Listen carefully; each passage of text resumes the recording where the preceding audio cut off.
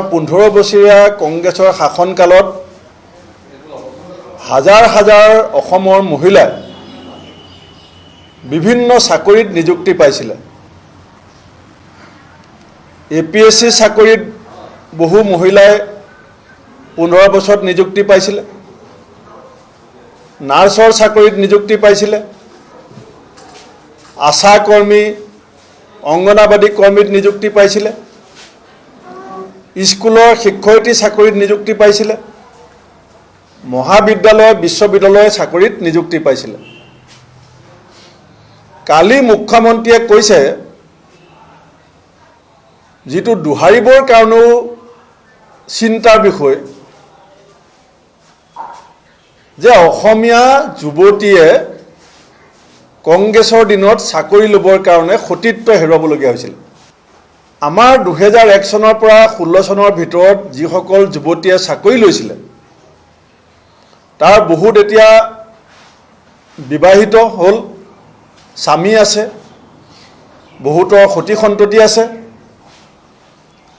আজি আমাৰ দিনত চাকৰি পোৱা, নিযুক্তি পোৱা বিশ্ববিদ্যালয়, মহাবিদ্যালয়, শিক্ষয়িত্ৰী, ডক্টৰ, ইঞ্জিনিয়াৰ, স্কুলৰ শিক্ষয়িত্ৰী, অংগনাবাদী কৰ্মী, আশা কৰ্মী, নাৰ্ছ, এই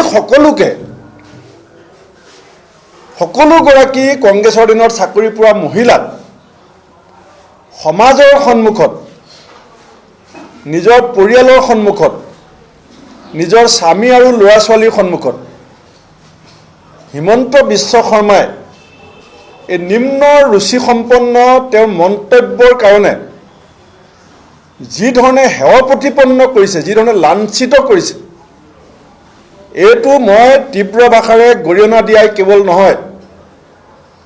যদি 24 ঘণ্টাৰ ভিতৰত হিমন্ত বিশ্ব শৰ্মাই অসমীয়া কৰ্মৰত মহিলাৰ প্ৰতি কৰা এই অপমানসূচক মন্তব্য, যাৰ কাৰণে তেওঁলোকৰ বিৰুদ্ধে সমাজত আৰু নিজৰ জীৱনত এটা অবিশ্বাস আৰু সন্দেহৰ বাতাবৰণ তেওঁ সৃষ্টি কৰিব বিচাৰিছে যে কংগ্ৰেছৰ দিনত চাকৰি ল'বলৈ যাওঁতে তেওঁলোকে সতীত্ব হৰণ হৈছিল।